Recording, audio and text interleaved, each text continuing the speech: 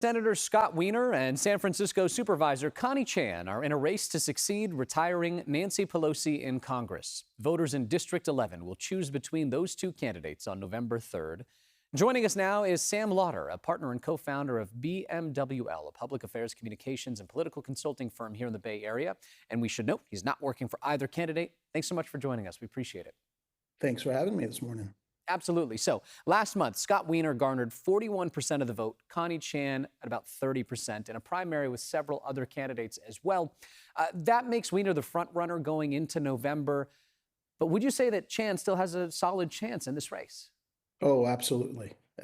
Anyone counting out Connie Chan is making a mistake. Scott is the front runner.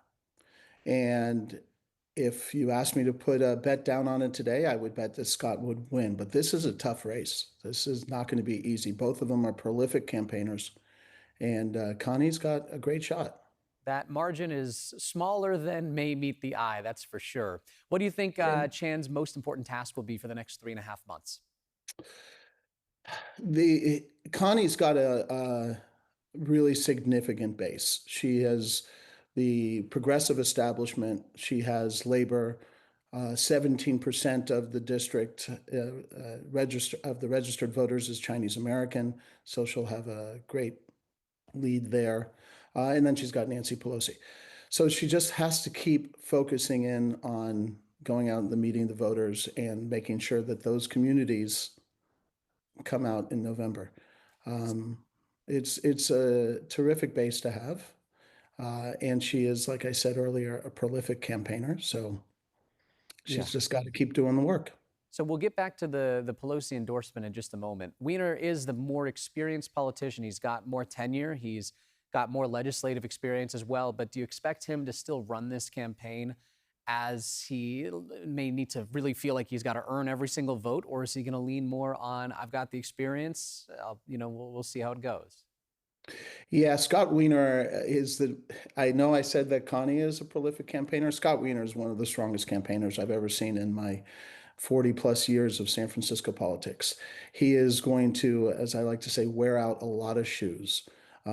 Scott will never run lazy. He will never run like he's behind, and he will knock on every door that he possibly can. So yes, he is the more prolific legislator. It's hard to compare because they're both on the Board of Supervisors, but he has his state legislative history. But even on the Board of Supervisors, if you just compare their years there, he was a more prolific legislator. But he is not going to rest on any laurels. He's going to be working very hard. It's actually, for those of us in the industry, it's going to be very fascinating to watch these two very hard campaigners going at each other. Well, I figure there's a lot of significance with this particular race, too. This is the first time that somebody's going to be succeeding Nancy Pelosi. This seat has been cherished for years, decades. And by her predecessors, the Burtons are legendary. Nancy Pelosi is arguably the greatest member of Congress that has ever existed. There will be history books written about her, and this is, as everybody likes to say, big heels to fill. But these are two very capable people. Again, Scott has a longer track record of showing how strong a legislator he is. But San Francisco always turns out the best. So aside from their strong campaigning on both sides of this election here, Chan does have Pelosi's endorsement. How much is that going to weigh as voters do decide who they'd like to replace her? First, no one would not want Nancy Pelosi's endorsement. But her endorsement has a mixed history, especially lately. Some of her endorsed candidates have not succeeded, both locally and nationally, where it without question makes a difference, and where it already has made a difference is in fundraising. She will go to her base, and the strongest fundraising base that exists, and Connie will benefit from that. One of your colleagues recently reported on Connie's first Nancy Pelosi event, and it pulled over six figures and got some donors that you wouldn't necessarily see writing a check to Connie Chan normally. Finally, Sam, what do you think is going to be the difference maker in this particular race? It's going to be the turnout. If the communities that typically turn out, that you can pretty much rely on, uh, they tend to be for Scott Weiner, those communities.